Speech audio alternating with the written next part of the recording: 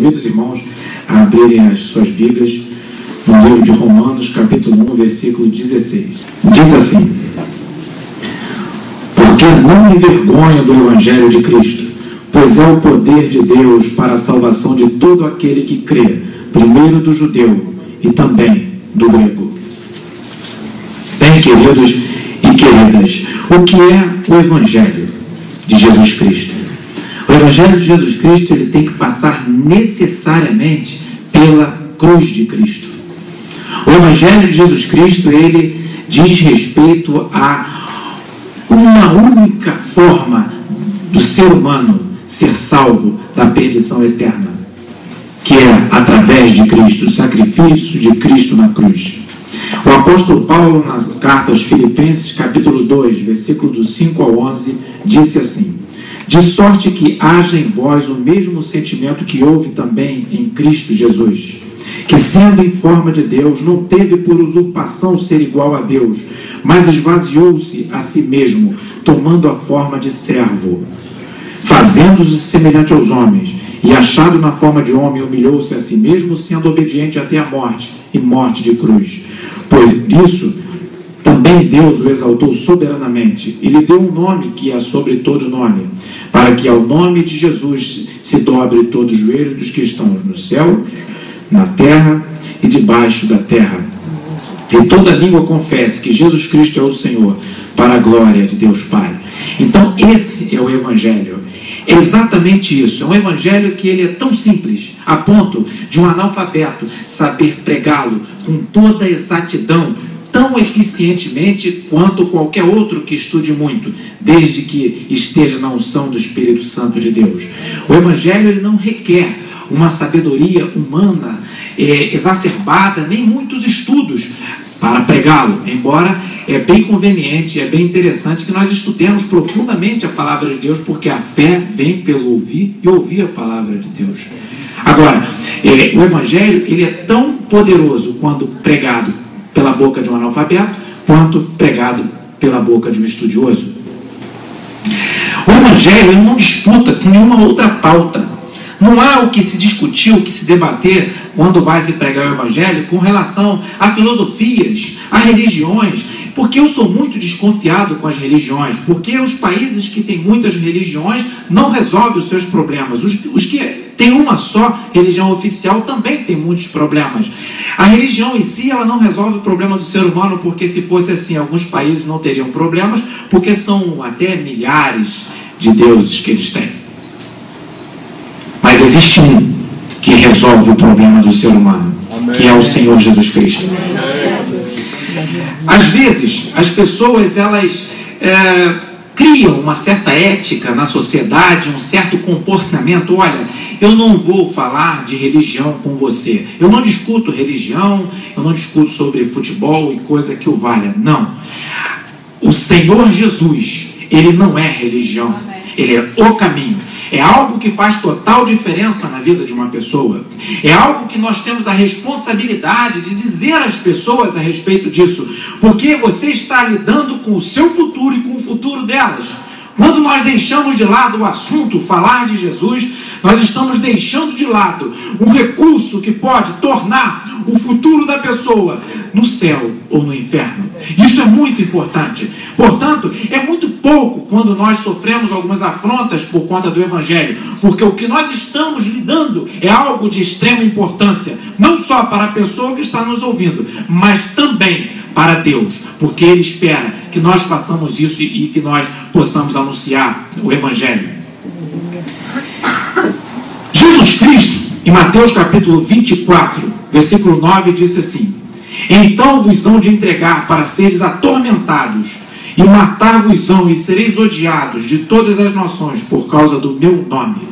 Vocês já observaram que o Evangelho de Jesus Cristo não ensina a ninguém a afrontar o outro, não ensina as pessoas a afrontarem o governo, não ensina as pessoas a pegar o que não é seu. O Evangelho de Jesus Cristo ensina as pessoas a mudarem de vida, a pessoa deixarem o erro e vir para perto do Senhor Jesus Cristo e terem suas vidas transformadas. Mas mesmo assim, as pessoas por nada atacam o Evangelho de Jesus Cristo, por nada, quando você vai falar de Jesus, as pessoas estigmatizam, por nada nada, as pessoas fazem piada. Jesus já disse que fariam isso. Romanos, capítulo 1, versículo 16, o apóstolo Paulo foi bem claro quando ele diz que não se envergonhava do Evangelho. Nós também devemos seguir o mesmo caminho. Jesus Cristo, em Lucas, capítulo 9, versículo 26, falou: porque qualquer que de mim e das minhas palavras se envergonhar, dele se envergonhará o Filho do Homem quando vier na sua glória e na do Pai e dos santos anjos. A Bíblia diz que alguns homens de Deus, ao pregar o Evangelho, foram presos. O apóstolo Pedro e outros apóstolos, eles foram presos e foram maltratados. E depois, as autoridades que o prenderam e os maltrataram, eles viram que a sociedade se voltou contra eles e liberaram. Isso está em Atos capítulo 5. E no versículo 41 diz assim: retiraram-se, pois, da presença do conselho, regozijando-se de terem sido julgados dignos de padecer afronta pelo nome de Jesus. Quando alguém afronta você pelo nome de Jesus, você tem que entender que você está fazendo isso em prol do reino de Deus e que isso não é ruim para você. Ao passo que, se você falar, eu estou com vergonha, é porque ainda você não teve condições de mensurar a importância que é este Evangelho do Senhor Jesus Cristo e a diferença que ele faz na vida das pessoas. O apóstolo Paulo também, em 2 Coríntios capítulo 12, versículo 10, falou: por isso sinto prazer nas fraquezas, nas injúrias, nas necessidades, nas perseguições, nas angústias, por amor de Cristo, porque quando estou fraco, então sou forte. Isso não é um evangelho teórico, é um evangelho prático. É um evangelho que você tem que estar preparado para sofrer afrontas, eventualmente no trabalho, na família, em público e até na internet. Eles zombam da gente. Eles fazem gracejos com a gente. Mas eu não consigo nem me irritar com eles, porque eu sei de quem eu estou falando e sei em quem eu creio. Eles não conhecem o Senhor Jesus, por isso eles fazem essas coisas. Eles não conhecem, porque se eles conhecessem, eles não fariam isso. E cabe a nós perseverarmos na pregação do Evangelho. Passar vergonha é pouco, porque o Senhor Jesus foi crucificado e por minha culpa e por sua culpa pagou pelos nossos erros. Que tipo de vergonha nós poderemos passar? Alguém zombar de você na internet, como vários vídeos existem zombando de mim, ou pelas ruas, ou aonde quer que seja. Qual é o problema? Você ser zombado por algo que fez total diferença na sua vida e mudou a sua vida. Bem, a Bíblia diz em Mateus capítulo 6, versículo do 1 a 6, o seguinte: e partindo dali chegou à sua pátria, e os seus discípulos o seguiram. E chegando o sábado, começou a ensinar na sinagoga, e muitos, ouvindo-o, se admiravam, dizendo: de onde lhe vêm estas coisas? E que sabedoria é esta que lhe foi dada? E como se fazem tais maravilhas por suas mãos?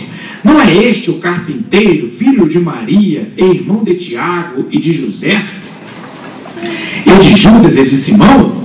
E não estão aqui conosco suas irmãs? E escandalizavam-se nele. E Jesus lhes dizia: não há profeta sem honra senão na sua pátria, entre os seus parentes e na sua casa.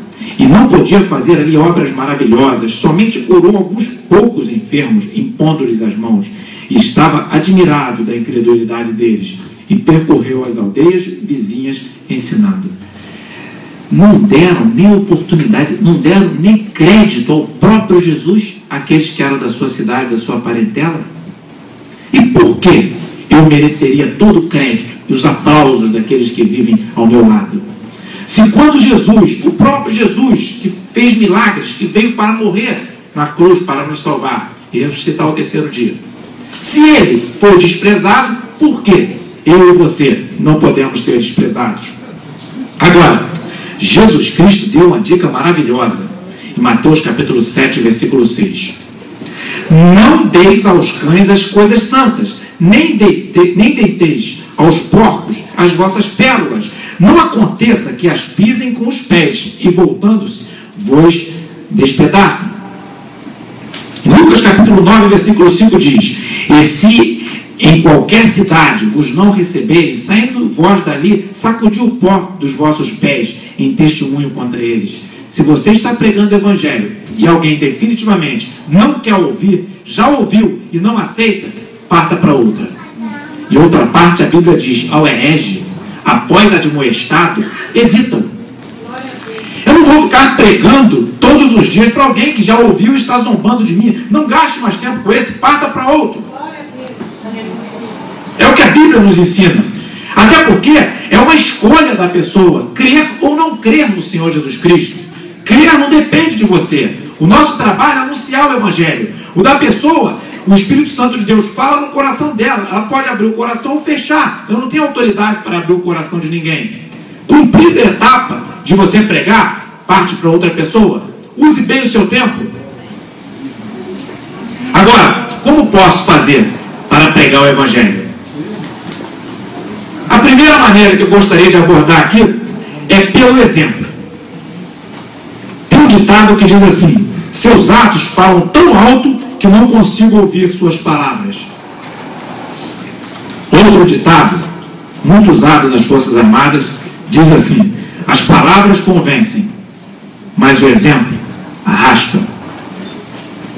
Certa vez, o apóstolo Paulo, em 2 Coríntios capítulo 3, versículo 2, falou o seguinte: vós sois a nossa carta, escrita em nossos corações, conhecida e lida por todos os homens.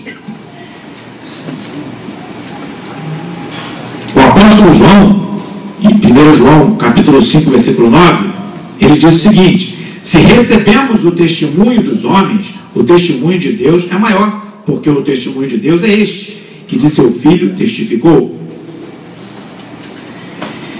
Em Mateus capítulo 5, versículo 13, Jesus disse: vós sois o sal da terra, e se o sal for insípido, com que se há de salgar? Para nada mais presta senão para se lançar fora e ser pisado pelos homens. Então, a melhor maneira de você pregar o Evangelho é dando o exemplo às pessoas que te rodeiam.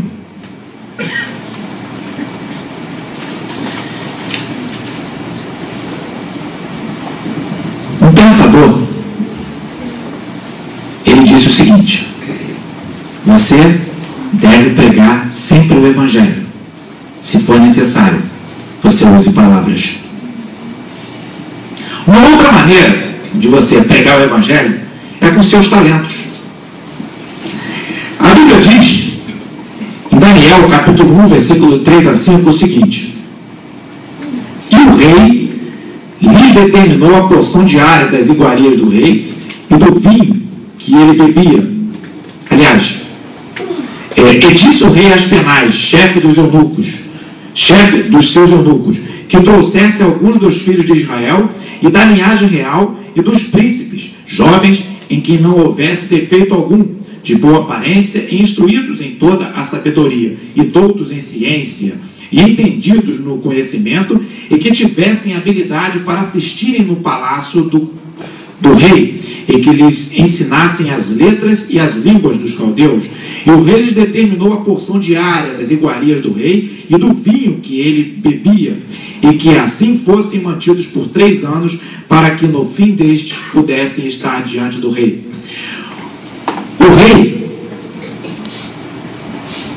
deu a ordem para selecionar os rapazes, que o que era exigido deles era tão difícil nesse concurso público, que eu acho que era difícil de passar. Veja só: jovens em que não houvesse defeito algum, de boa aparência, os caras tinham que ser bonitos, instruídos em toda a sabedoria e doutos em ciência, e entendidos no conhecimento, e que tivessem habilidade para assistirem no palácio do rei, capacidade política, e que lhes ensinassem as letras e as línguas dos caldeus. Tinha que conhecer e saber ensinar os idiomas. E esses rapazes foi Daniel, Sadraque, Mesaque e Abednego. Eles eram eram tão capazes, Daniel era tão capaz, que ele serviu, segundo os estudiosos, no período de 3 reis e de impérios diferentes. Fazia diferença. O rei não podia perdê-lo porque fazia diferença. E quando Daniel foi colocado na cova dos leões, Dario olhou para ele e falou: Daniel, o Deus a quem tu continuamente serves, ele te livrará da boca dos leões. O rei conhecia o Deus de Daniel. E Daniel era extremamente talentoso. Então, uma forma de você pregar o evangelho é com seus talentos, as suas habilidades. As pessoas têm que ver que as suas habilidades, elas são tão bem utilizadas por você, que você faz diferença no seu trabalho. Você faz diferença no ambiente onde você vive, que os seus talentos são muito bem utilizados. Você não usa a sua capacidade de influência para jogar uma pessoa contra outra. Você não usa o seu conhecimento para pisar uma outra pessoa. Você não usa a sua capacidade de competir para pisar um concorrente seu. Você usa o seu talento de tal maneira que quem olha para você pensa: na verdade, essa pessoa é diferente. Ele respeita a todos. Ele não pisa ninguém, nem mesmo aqueles que ele poderia pisar. Ele não humilha as pessoas. Ele produz resultados honestamente para a empresa que ele trabalha. Os seus talentos vão dizer se você está a serviço do reino ou se você não está a serviço do reino. Não tem jeito. De alguma maneira, eles vão ver a diferença em você. Ah, mas na verdade, eu trabalho numa atividade muito simples. Pois é. Aquela moça que trabalhava com Naamã, ela era muito simples. Era uma serva. Mas tinha uma credibilidade enorme, porque na hora que ela abriu a boca para dizer existe um profeta, o general falou: se ela está falando, eu vou atrás da conversa dela, porque ela tem credibilidade. Então você não precisa ocupar um cargo de alta relevância, porque a tua credibilidade não está associada ao nível do cargo que você tem, mas o nível do que as pessoas vão confiar em você, e esse nível está associado ao nível do Espírito Santo de Deus na sua vida. Não tem jeito. Eu costumo dizer, na empresa onde eu trabalho, o seguinte: o seu nome tem que valer mais do que o nome da sua função. Porque a hora que você perder a função, que você deixar a função, as pessoas vai sobrar você, vai sobrar o seu nome. E o que as pessoas vão dizer de você? Será que o seu nome só vale por causa da sua função? As pessoas lhe obedecem, lhe respeitam apenas por causa da sua função, da sua posição, do seu dinheiro? Ou é por causa da sua conduta? Glória a Deus. Você pode ser pacificador, você pode ser um bom negociador, você pode ser um monte de coisas, e através do seu bom testemunho, com as suas habilidades, você anunciar o Evangelho. Todavia, Jesus Cristo, em Marcos capítulo 16, versículo 15, ele diz assim: ide por todo mundo, pregai o Evangelho a toda a criatura. Ide por todo mundo, pregai. Ou seja, você tem que usar palavras também. Você tem que ser extremamente motivado para pregar o Evangelho, porque isso vai fazer diferença na vida das pessoas. Você pode estar dando a direção para uma pessoa encontrar Jesus, ou então deixando de indicar essa direção para ela. Isso faz total diferença para a pessoa, para você e para o reino de Deus. Anunciar o Evangelho é uma missão que nós temos, dada por Jesus Cristo. Jesus Cristo não nos enviou para que nós enriquecêssemos as pessoas. Jesus não nos enviou apenas para que curássemos as pessoas ou as libertássemos. Jesus nos enviou para que nós tirássemos as pessoas do inferno e colocássemos no céu. Ele gostaria muito que nós nos dedicássemos insistentemente a essa missão. Para Deus, o que mais importa para o seu reino é nós anunciarmos o Evangelho. Se é que nós temos alguma reputação, se é que nós temos alguma credibilidade, se é que nós temos alguma oportunidade, ela deve ser usada para dizer que existe um Deus que controla todas as coisas, existe um Senhor que é Rei, Ele é Senhor, Jesus, o nosso Deus, deu o Senhor Jesus Cristo para morrer na cruz para nos salvar. E se Ele não fizesse isso, nós estaríamos perdidos. E como Jesus deve ser apresentado? Como o Evangelho deve ser apresentado? Da mesma forma que Jesus falou. Jesus disse assim: vinde a mim, todos vós que estáis cansados e oprimidos, e eu vos aliviarei. Tomai sobre vós o meu jugo, e aprendei de mim, que sou manso e humilde de coração, e encontrareis descanso para as vossas almas, porque o meu jugo é suave e o meu fardo é leve. Mateus capítulo 11, versículo 28 a 30. O que quer dizer jugo suave e fardo leve? Veja só.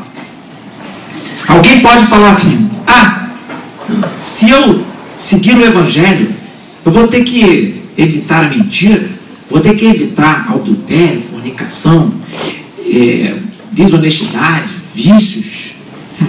Ok, é verdade. Porque quem tem Jesus não sente prazer nessas coisas. Você vai perder o prazer nessas coisas enquanto você estiver firme com Jesus. Por outro lado, veja você. Isso é um jugo suave, um fardo leve. Você vencer a você mesmo. Concorda comigo? Concorda que isso é um jugo suave? Por quê? Porque se você não se abster do adultério, o fardo pesado vai ser você perder a sua família. Então, se você não quer se abster do vício, eu lamento vos dizer, mas o seu fardo vai ser pesado, que você provavelmente vai ter mais probabilidade de ter câncer. É um jugo pesado que você tem que ter, que é melhor deixar o vício ou entrar no grupo de risco de ter câncer mais facilmente. Se você for desonesto, lamento vos dizer, Max Weber, que foi um cientista que influenciou muito o direito, a economia, e outra administração e outras ciências, ele fala que a honestidade beneficia o crédito. Eu lamento te dizer, o jugo leve vai ser você se esforçar para ser honesto. O jugo pesado vai ser você não ter crédito, não ter oportunidade e ninguém acreditar em você. Veja que Jesus Cristo deu uma dica espetacular. O jugo leve de Jesus é você perdoar, não guardar mágoa. E o jugo pesado é você guardar a mágoa e ter doenças por conta disso. O jugo suave e o fardo leve de Jesus Cristo, que a Bíblia ensina, a ciência, bem depois, está demonstrando que é o que faz a pessoa viver mais saudável, viver mais, viver bem, ter melhor qualidade de vida. Jesus deu toda a dica. A Bíblia é tão precisa, ela é tão correta, ela é tão perfeita, ela dá dicas tão certas, que eu com 9 anos, eu tinha lido a Bíblia toda. E para vocês terem certeza de que eu acredito no que eu estou falando, meu filho com 11 anos também já tinha lido a Bíblia toda. Nós temos capacidade de fazer alguém crer em Jesus Cristo? Nós temos essa capacidade? Não. Eu não tenho obrigação nenhuma de fazer uma pessoa crer. Absolutamente nenhuma. Meu papel é o quê? Ide por todo mundo e pregai. Pregar é obrigação minha. É obrigação sua.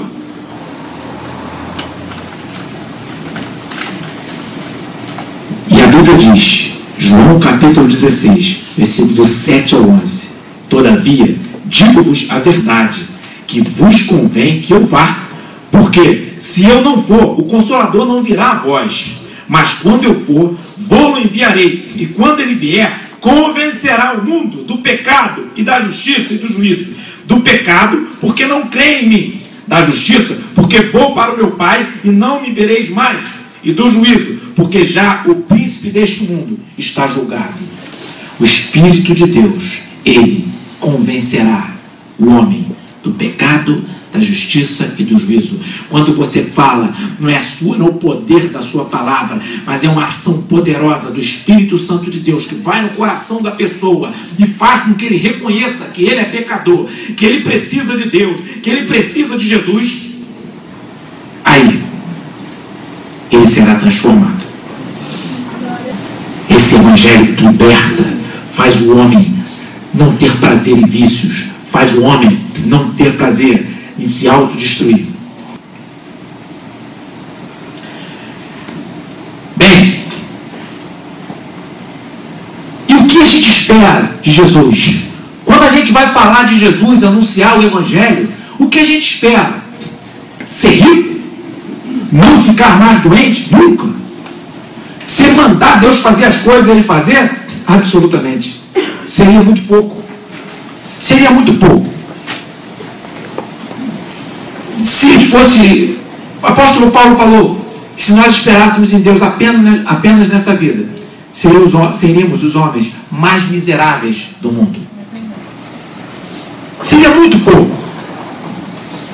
Jesus, em Mateus capítulo 28, versículo 2, falou assim, prestem bem atenção,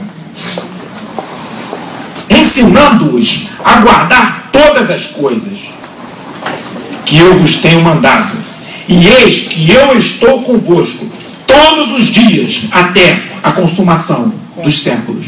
Amém. Jesus, ele fez uma promessa extraordinária. Essa promessa, veja, eu não preciso saber qual é a opinião das outras pessoas. É uma promessa que ele falou que estaria comigo. Ele prometeu isso e eu tenho condições de testar se efetivamente ele está comigo ou não.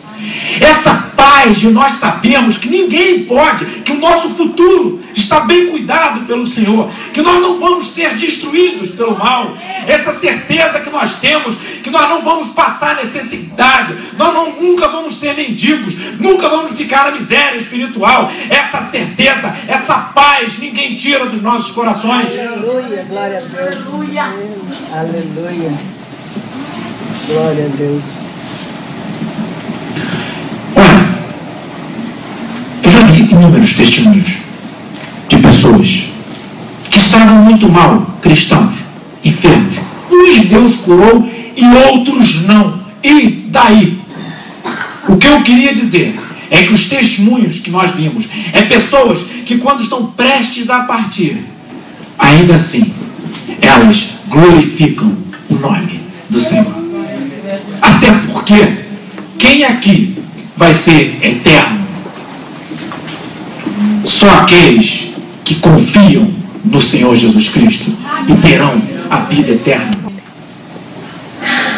Aí você vai falar assim, não, mas eu gosto muito da ciência. Tudo aquilo que a ciência prova, tá certo. Que a ciência não prova, cuidado, hein? Porque um dia a ciência achou que a Terra era plana. Aí foi uma confusão danada para discutir o que era o centro do universo. Descobriram que era o Sol. Quase que teve cientista sendo condenado por causa disso, na Idade Média. Aí depois descobriram que não era mais o Sol. Que o Sol não é o centro do universo. Cuidado. A ciência enxerga o passo a passo. O pior é isso. O pior é que a Bíblia diz que Deus assenta sobre o globo da Terra. Não sei porque estavam discutindo qual era a forma da Terra. Existe um Deus que controla todas as coisas. Veja, eu queria dizer para você que essa paz que nós temos na vida futura não é uma paz que eu vou te convencer, não. Quem vai te convencer é o Espírito Santo. Ele vai falar no seu coração como ele fala no meu. Essa certeza é uma certeza que ninguém coloca na cabeça do outro. Só mesmo o Senhor Jesus. Agora, eu falei para vocês que Jesus disse: estarei convosco todos os dias até a consumação dos séculos. Ou seja, ele vai estar conosco até os séculos terminarem. Ou para o mundo inteiro, ou só para a gente. Correto? E depois, João 14, versículo 1. Não se turbe o vosso coração. Credes em Deus, credes também em mim. Na casa de meu pai há muitas moradas.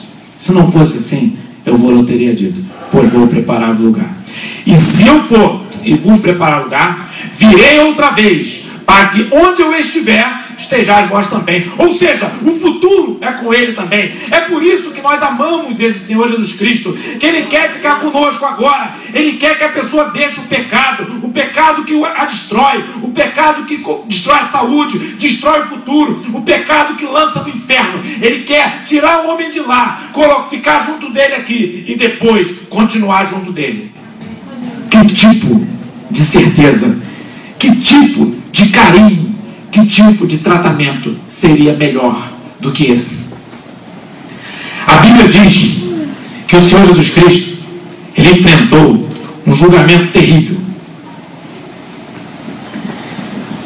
Enfrentou um julgamento terrível. Jesus Cristo, veja, ele foi levado a um tribunal religioso. Os sacerdotes absolveram Jesus Cristo. Absolveram Jesus Cristo. Foi levado a um julgamento político. Pilatos, Herodes absolveram Jesus Cristo. Os juristas da época absolveram Jesus Cristo. Jesus foi condenado, sabe por quem? Pelo povo. Foi o povo que condenou Jesus. Eu vou fazer um paralelo com o tribunal do júri. O tribunal do júri, que consta na Constituição da República do Brasil, ele é composto por leigos. Quem julga no tribunal do júri são leigos. Agora julga o quê? Julga o quê? Crime doloso contra a vida. Alguém que mata alguém por motivo fútil. Latrocínio, por exemplo, aquele que mata para roubar, não vai para o tribunal do júri, não. Você vai ao juiz que julga. Mas o legislador achou tão repugnante uma pessoa matar a outra por um motivo fútil, que falou: quem vai julgar esse tipo de gente é leigo. Não vai ser juiz, não. Dada a reprovação, que é alguém tirar a vida de uma outra pessoa desnecessariamente ou por motivo fútil, eu queria dizer para você, foi mais ou menos assim o julgamento que Jesus sofreu. E se você ver o que diz a Bíblia, que esbofetearam Jesus, mas quem esbofeteou Jesus não foi um rei, não. Foi um criado que estava lá. Jesus estava tão vulnerável, esbofetearam Jesus, humilharam Jesus, sendo asfixiado pelo peso dele. O pulmão dele provavelmente devia estar sendo pressionado, sem sangue, já esvaindo em sangue, sem forças, sendo esbofeteado a horas e sendo chicoteado depois de ter carregado a cruz. Quando um ladrão virou para ele e falou: lembra-se de mim quando entrar no seu reino, Jesus podia ter feito o seguinte: pode deixar. Ou então não ter falado nada e se lembrado. Mas para isso, ele arrumou forças para dizer: hoje mesmo estarás comigo no paraíso. Para esse fim, Jesus, que está no extremo sofrimento, já não estava aguentando provavelmente mais, o esforço era muito grande, ele arrumou forças para dizer: hoje mesmo estarás comigo no paraíso. Quando ele ouviu o pedido daquele ladrão, que era um ladrão, estava morrendo porque foi condenado. Só que naquela época, vigia sobre a região de Israel, o Império Romano dominava, e o direito romano era muito severo, e não deixava matar à toa, não, porque o povo de Israel tinha autonomia administrativa, mas em questões muito sérias que envolviam a vida, por exemplo, a administração romana era consultada. Então não era qualquer um que morria. Existiam normas que regulamentavam tudo isso. E o Senhor Jesus Cristo, ele padeceu por nós. E só uma outra observação que eu queria deixar para vocês. Olha a dificuldade. Se Jesus Cristo, ele fizesse o seguinte: não, eu sou culpado, eu mesmo afrontei mesmo vocês, eu nem ligo para Roma. Se Jesus Cristo admite uma culpa naquelas acusações todas, o que ia acontecer? Iam dizer: ele morreu porque foi condenado, porque assumiu a culpa. Ele induziu as pessoas ao erro, se é que ele não cometeu o crime. Jesus Cristo não podia assumir culpa, porque senão ele estaria mentindo, porque ele não fez nada daquilo. E não poderia, usando as artimanhas da lei, que ele sabia usar com certeza, Ele não poderia inviabilizar a morte dele. Teve que morrer calado, como se o culpado fosse, para que nós, quando pecássemos, pecadores que somos, frágeis que somos, recorrêssemos a Ele. E através daquele sacrifício vicário, a palavra vicário quer dizer substituição, aquele sacrifício que em vez de morrer o Rubens, morre Jesus Cristo. Através desse sacrifício nós tivéssemos vida. E é esse evangelho, é essa mensagem que temos que propagar às pessoas, dizer que existe um Jesus Cristo que quer salvá-los, que quer transformá-los. Essa é a nossa mensagem, essa é a nossa pregação.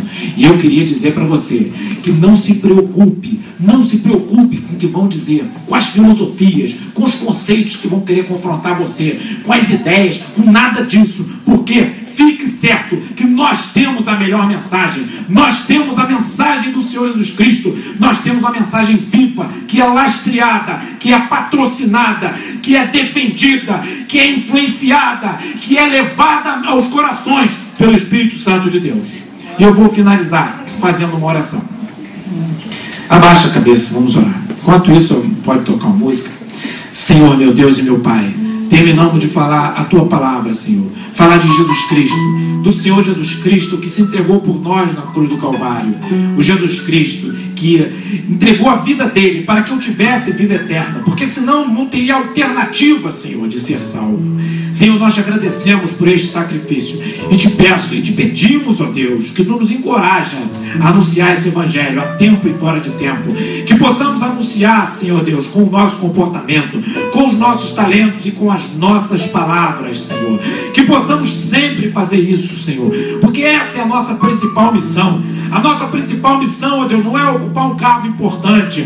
A nossa principal missão não é brilhar nessa sociedade para ganhar aplausos dos homens.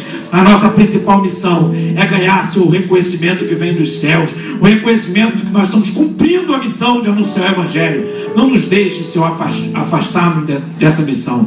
Não nos deixe que as coisas desse mundo, ó Deus, possam ofuscar, Senhor, nossa mente, nossos corações. Não nos deixe, Senhor querido, que as almas morram indiferentemente, Senhor, os nossos sentimentos. Que nós possamos ter em nossos corações um sentimento, tal como houve em Jesus Cristo, que nos amou e deu a sua própria vida por nós. Que nós possamos, ó Deus, ao menos amar as pessoas e anunciarmos o Evangelho para elas, para que outras pessoas possam ser livres da condenação, livres do pecado, livres do sofrimento, Senhor, livres do peso que traz o jugo pesado deste mundo, Senhor, para aqueles que se afastam de Ti. Nós te pedimos essas bênçãos e te agradecemos em nome do Senhor Jesus. Amém.